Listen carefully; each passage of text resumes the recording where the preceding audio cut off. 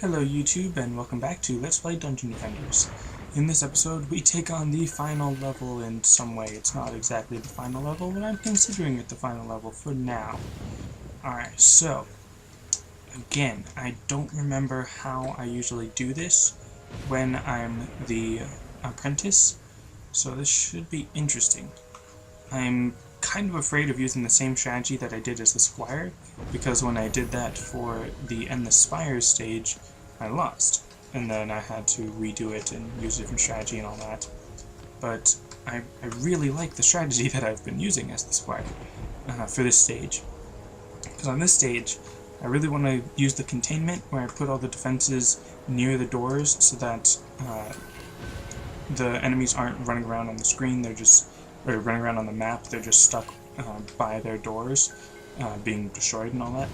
So that would be really helpful right now, because this is a boss stage, so it would be great if I could be safe. That's the wrong one. If I could be safe from the enemies, just because they're already, destroyed or contained by their doors. So I'm actually going to try this method, where now all of these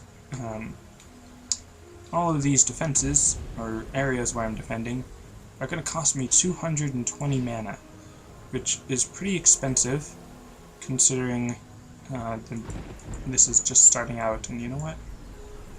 I'm actually going to sell that lightning tower and just put that in on the next wave, because right now I need to focus on spreading them out with the mana that I do have, because I really don't have that much mana. So that means that each of these defenses are going to cost 100 mana instead of 220, because I'm saving that that 120 from the lightning tower. And I need to put the magic blockade there rather than just the fireball tower, because some of these enemies will be fire element, and I'm going to need something to get rid of that fire elemental affinity. Alright, so again, I don't know how well this is going to work, and that'd be pretty lame if this actually failed and I had to re-record this and all that good stuff. Well, not really good. Anyways, one more chest to get, and then I'll have 300 mana. Yeah, I'm wondering how I should use that 300 mana, because now there's two doors. Yeah, I guess I could just do the same thing. There's no wyverns this round, so I don't have to worry about that. And yeah, I guess I am just going to use the same strategy as I do with the squire, just, modified a little bit because it's the apprentice. Alright, so this is going to be pretty interesting. Don't know how this is going to turn out, but hopefully well. Alright. Come on, just hurry up and place the next tower, and then just double check everything, and I'm going to say that's good. Alright, so I've got 100 mana left over, which is pretty interesting. I don't have enough for any lightning towers or anything, but just gonna come over here and collect the mana, because that's always something you should be aware of, because the mana isn't immortal, I guess you could say. There is a limit on how much mana, oops, that's not the right one, how much mana can actually be on the screen, or on the map at once. So if you're not collecting it in time, then the mana will just disappear, and you'll be losing some. You won't really lose mana, you'll just be not collecting as much as you could have. So yeah, always just keep that in mind. Try to collect mana during the wave, and not just wait for it at the end. And then the problem with this containment strategy is that then all the mana is spread out throughout the map and all over the place, because the enemies are being killed all over the place. So that is one downside to this strategy. Plus, it does require a lot of mana, because you're spreading out your defenses more to cover all the areas where the doors are. So, alright. I actually have quite a bit of mana so far, just to be able to build these lightning towers. And is that all of them? Yeah. Alright. So now all of these doors should be covered. That should be enough to cover everything coming out of those two doors. And now I just gotta worry about this one, or these two, this little side. Not sure how much mana I'll get. That looks like enough. To get 2, yeah, that's enough. Alright, so, and I'm placing this one a little farther back. Not really sure why, but seemed like a good idea at the time. And just collect all this mana. Alright, so this is probably a stage where I'm going to need to upgrade things a lot. But first, well, there's going to be 2 wyverns, so I guess I should deal with that first. I was going to deal with the ogre, but it's not coming this wave, so I should worry about the wyverns that are coming this wave, because they're always troublesome. Right, so I'm going to be extra cautious with these wyverns, because I really don't like them. And if I start losing to the wyverns, if the wyverns start attacking the crystal, then that will be pretty bad, obviously, because I'm probably going to be running around somewhere else not paying attention to the crystal. So I'm going to have to be fairly cautious with my build around the crystals. And again, they only attack, well, not again, I haven't said it before, but they only attack those 2 that are where I put the defenses. I'm still going to put another one, or more defenses on the other crystal. But the one right in the center, the wyverns don't go after that one, so you don't have to worry too much about that. The only enemies that go after that center crystal are from the 2 or 4 doors that I've already got my defenses around with the whole containment thing. So you don't have to worry about that. Well, actually, I think the enemies from the bottom 2 do attack the middle crystal, but I've already got them covered, so don't need to worry about that. And I'm trying to place it as close to the crystal as I can, but then of course the crystal does not allow me to place towers near it, just to make sure that it's not too unfair. And I should probably be putting this lightning tower on the other side, but oh well. Alright, so that's all the mana I can pick up. And like I said, there will be an ogre coming from this way. So I'm going to place a bunch of Deadly Striker towers facing that way. Not really sure how many I can place, but I'm going to place as many as I can. Because I'd really like to not have to worry about those ogres at all. Also, I am not like over-leveled, but I've leveled up a little bit more than I was expecting to. So I'm at a higher level than I thought I was going to be here, so that should be helpful with, you know, having better stats and all that. But I don't know exactly how safe I'll be with the stats that I have. Because again, I haven't actually tested this plan yet. Although, of course, if it does fail, then all of this talking will be for nothing. Which is something that now I'm even more aware of than I was before, because like my whole commentary on that last End the Spires stage was not recycled, that's not the right word, but just I'm trying to talk while thinking and not working on either side. Alright, so obviously that worked pretty well on the defenses, and wait a minute, I am missing a lightning tower on one of those defenses. I just noticed that. I should fix that before I place any more Deadly Striker towers, because then I might run out of defense units. Well, I most likely will run out of defense units, but let's see. Now, if you are familiar with my Squire walkthrough, playthrough thing of this level, then what am I talking about? Then you'll know that I do want to put some towers facing where the boss will be, but right now, because I'm not exactly confident with my defenses, I'm going to focus them more on the actual enemies rather than the boss, and then I'll just have to deal with the boss myself with my own weapons. It should be pretty interesting, because I don't know exactly how well that will go. And you know what? This is a bad idea, but I'm going to start the wave right now. Just because I don't want to spend all that time going around collecting mana, and I'm already down here able to place some Deadly Striker towers for the ogre. So that should be helpful. And I think they're actually attacking the wyverns that are flying above me. Alright, so now I've got enough mana, defense units for 6 more. So that's alright, that's gonna be okay. And then there's an ogre right behind me. And alright. Let's see how well that does. Wow. Actually killed it with 1 shot, that's pretty good. But there's gonna be more, so that's not saying that this is a foolproof method or anything. Alright, so now I've got full defense units, which means I get that experience bonus, which will be helpful to increase my stats a little bit more than they already are. And I'm actually going to upgrade these defenses just to be safe. Alright. So I know that this isn't very entertaining visually to watch, because I'm not really watching any of the action where people are being killed and stuff. But I suppose that's not 100% point of this episode walkthrough level thing. Because really, the main point that the main goal, I guess, I have with this whole Dungeon Defenders Let's Play is to show people, oh yeah, you can beat this level by doing this thing.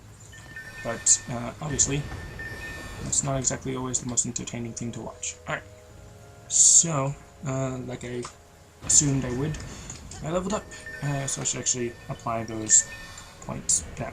Alright. And, alright, just always keeping things as even as I can, because now I'm getting 5 points instead of 4. So now just spending that 1 extra point in whatever area I haven't, or I don't know how to explain what I do, just know what I do. Alright, anyways, now I'm just going to go around and upgrade everything, because it's always nice to have upgrades on your towers, especially when you have full defense units. It's always a good thing to use your mana for, and I'm sure there's plenty of equipment pieces that are helpful, but not helpful enough to make me want to go get them.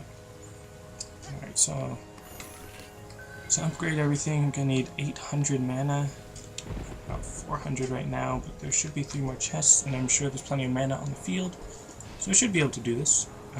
Should be able to upgrade everything once. Yeah, this isn't gonna work. Or it might, I don't know. Alright, so this is just gonna be a little bit of boringness of me running around. I might put a little annotation to let you know at what point I'm actually going to start the wave, if you're interested, and all that. And of course I might just be lazy and be like, nope, I'm not going to put an annotation, you're just going to have to sit through it, or skip through it, which is a terrible mentality to have when you're making these kinds of videos. But oh well. Let's see. Also, I already mentioned in the update vlog that I posted yesterday, but just in case any of you missed it or weren't paying attention or something, next I'm going to be playing through as the monk, and the reason I'm playing through as the monk instead of the huntress is because I really don't know how to use the huntress very well. I should have got this treasure chest earlier, but I have played as the monk quite a bit, and I do know how to use his towers, or his auras, I should say, his defenses. I know how to use them pretty well, or at least in my opinion pretty well. They always work out for me. But I still do not have very much experience as the huntress, and I usually switch to the ranger, which is a DLC character that essentially is the huntress, just a guy. And again, it's not so much like, oh, I don't like playing as a girl, it's just I'd prefer not to. I have the option to not play as a girl, so I'm going to use that option. Alright, yeah, so I should probably be paying more attention to those doors over there, on the north side. But I'm just watching them right now on this mini-map. Yeah, I can just stand here. Yeah, I should pay more attention to the ogre. I think it's just 1. Yeah, next wave I think there's going to be 2. So it's got 47,000 HP. That's quite a bit. Now let's see if the, oh. Yeah, I'm sure we're fine. Alright, so the towers on this side are pretty good. And again, I should have moved those lightning towers closer to where the wyverns are going to come from. Because the reason I put the fireball tower behind it is because if the wyverns are on the crystal, then having the defenses face the crystal will help it actually defeat the wyvern. But because the lightning tower has that circular radius area range effect thing. It doesn't need to be facing any direction, so it could be closer to where the wyverns come to get that damage in quicker or earlier. But oh well, I'm just gonna upgrade them. And why is it hurt? That's probably with the ogre shooting his poison ball. And now that makes me want to upgrade, or not upgrade, repair them all. Alright, it'd be nice if there was some kind of just repair all defenses button, but I suppose that would make things a little too easy. Alright, I want to repair these, but I want to just move on because it's going to take a while. Yeah, the round is almost over anyways. And there's just a bunch of enemies right there. Alright, so this actually seems like it might be good. It seemed like there might have been a little bit of issues with the northern defenses, but they don't seem to be very damaged, so shouldn't be too big of an issue. Alright. Yeah, one of those magic missile, or not magic missile towers, magic blockade. One of them does look a bit hurt, so I should probably try to repair that or upgrade it or something. Alright, but first I gotta upgrade these defenses because the wyvern did get through, but it didn't get through for very long, so it didn't do that much damage, so not too worried about it. But it does warrant an upgrade. Alright, so now just gonna go. That was close. That was a close jump. Just gonna repair this a little bit. Didn't take very much damage at all, so I'm fairly confident that this build should work. And I'm going to do the foolish thing again and just start the wave early, which is never a good idea, but because I'm recording, I always try to speed things up a little bit, which could potentially be the cause of my death, or at least, you know, the end of the crystals. So that's awesome. Oh, hey, look at that. You can actually stand up there to get that, but you have to be level 60? That's just ridiculous. Why would it give me that? Alright, so the Deadly Striker Towers are taking down those wyverns, and oh look! 2 ogres. One has 14,000, I think. 47,000 and 14,000, and yeah, the wyvern barely got in like one hit. And just watch that hit. And Deadly Striker Tower going in for the kill, and Fireball Tower going in for the assist. And done. Yeah. So this is pretty awesome how well that works against these ogres. And you know what? That gives me an idea. I'm going to... Actually, I probably shouldn't have sold that. Well, actually, I should have, I guess, but I'm going to use that. Let's see. Watch out for the warriors. Dark Elf warriors. Of course, the Strike Tower. I mean, what? The wyverns got in another hit or two, which I'm not going to worry about. Alright, now I'm going to upgrade this as much as I can, which won't be very much, but it'll be something. Alright, so in case you don't know, the boss is a dragon that's going to be flying around, and he should land either here on the north side or on the left side. So having that Deadly Striker Tower there will be helpful in doing some extra damage to him without me actually having to go in and do the damage. So that'll be nice. And yeah, these towers aren't taking very much damage, so that's good. They should be safe. And of course the mana is disappearing right in front of me. That usually happens more often than I would like. Now, I don't think any ogres come during the actual boss battle, so that's why I'm okay with selling these Deadly Striker Towers and moving them. So I'm fairly certain the ogres don't appear, so I shouldn't need those defenses during the actual boss battle. But here it comes soon. Alright, go place this one, and I'm not going to have enough time to place another one on the north side, so hopefully the boss appears on this side. Alright, let's see. So one of the things that was really lame was usually the boss will appear like right here in the middle and then look like it's going to go left, but then turn around and start coming this way. But for like the first time I've ever seen it happen, maybe the second, when I was playing as the Squire here, I was already right here for it to come this way, but then it went to the left, and I had to run all the way over there. So that's kind of frustrating, but let's see how it does this time.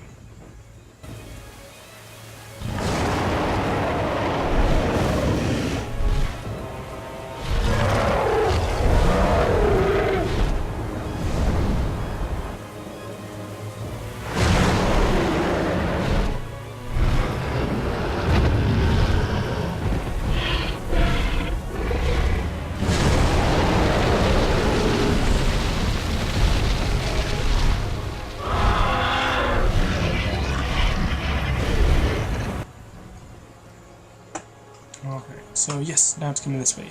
That is the Ancient Dragon, and it is the boss, and it flies pretty slow, but just because it's on the normal difficulty, if it was on the harder difficulty, it would run a little faster. I mean, fly a little faster. And where's coming here? Of course it goes to the one place that I don't have any defenses to attack it with. Alright, so one good thing about being the Apprentice is that now my attacks have a longer range, so I can not have to stand right in front of it. Just kind of hit and run as I go back and forth, because it will be shooting fire, and it will almost kill me. That was close. And it killed me. Okay, that was closer. Alright, so that was kind of lame. And it should take off soon, and it'll probably go left, but I don't actually know which way. Charging up my attack and attack, and fire, and don't shoot fire. No, okay. Good, should be coming this way, and yeah, alright, good. Okay, so I'm just going to use this one, and this is actually what appeared on the War, it's called the War Ballista, but on the Ramparts stage. You use it for one of the special missions, or challenges, and dang it, it went back there again. But obviously you're just supposed to use it on this dragon. It's his weakness, to make him land and all that. Hopefully he doesn't just shoot fire at me, but I'm assuming just because I said that, he's going to do it right now. Yep, and it's going to kill me. Yeah. Alright, so, that's lame. At least I didn't have any mana to lose. I don't think I did. And, oh, that's right. The fire also attacks those defenses sometimes. Or the defenses could just be losing HP on their own. But I'm actually going to repair this and try not to focus too much on the boss, but then I really do want to focus on the boss. Yeah, I gotta go. And now I'm not going to get there in time to get that top left one. So I'm just going to try to run and get to this bottom left one. This is one of those moments where hero movement speed would have been really helpful. But now he's just going to be floating back and forth, or flying back and forth. Attacking, which means I probably could have gotten him with the other War Ballista. And always gotta jump over those fireballs, because they are pretty strong. And dang it, now he's moving around again. And I actually am a little bit afraid of those defenses failing. But just gonna have to trust them and try to get rid of this sooner or quicker. If only I ran faster. I'm not gonna make it in time. It's gonna be out of the way. Come on, come on, come on. Am I gonna get him? Yes! Actually got him, probably like in the tail or something. Alright, good. And now he's here with my Deadly Striker Tower. It does quite a bit of damage. Wow. And hopefully, dang it, why is he attacking me? Alright, so he's going to actually be doing quite a bit of damage to that Deadly Striker Tower. Let's see, wow. That did, like I said, do quite a bit of damage. And this should actually kill him. Yes, because the War Ballista does 10,000 damage to him. So that's pretty awesome. I'll let you watch this. Defeated by the team's relentless attack, collapses, plummeting to the ground in a ball of flame. With their final foe defeated, the pupils, nay, heroes, gather together and celebrate their victory. The apprentice stands in awe of the true energy contained within the Eternia crystals, contemplating ways to use this power for the forces of light. And one thing is certain for all. The realm of Etheria is now protected by a new generation of legends, and the old ones will not see the light of day under their watch. Alright, so that's basically almost the same cinematic as the Esquire, but each of the different classes or characters have their own little twist at the end. There's actually an achievement for beating the game with each of the characters. It's pretty interesting. I don't remember how I did it as the Huntress. I probably had the defenses built from another class and then just used her at the end. Anyways, so that's it for this Let's Play of Apprentice, at least for now. I will come back eventually and do the hard mode and then insane mode, but those will be later on, because next I'm going to do the monk, and then I'll probably maybe do the Huntress / Ranger, but then I could do the other DLC characters, the Summoner the Barbarian, the Series EV, and the Jester. But for the Barbarian and the Jester, if I am going to do those, I'm going to need, one of you, maybe, one of you viewers to play the game with me to help build the defenses and just fight alongside me, because the Barbarian doesn't build any defenses. He's just an attacker, so it's going to be pretty hard to solo that. So it'd be helpful if one of you were playing with me to build the defenses and everything, and I was just going in and killing everything with my swords and axes and all that. And then the Jester does build defenses, but they're random defenses, and occasionally they spawn ogres, and I would just really prefer no one ever built anything as a Jester ever again. Ever. Because those ogres are really frustrating and occasionally cost us the match, or the game, so that's always lame.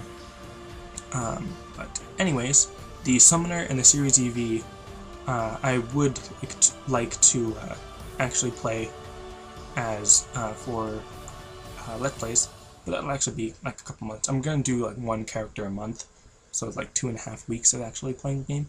Alright, so that's it for this episode. Thanks for watching, and I'll see you next time.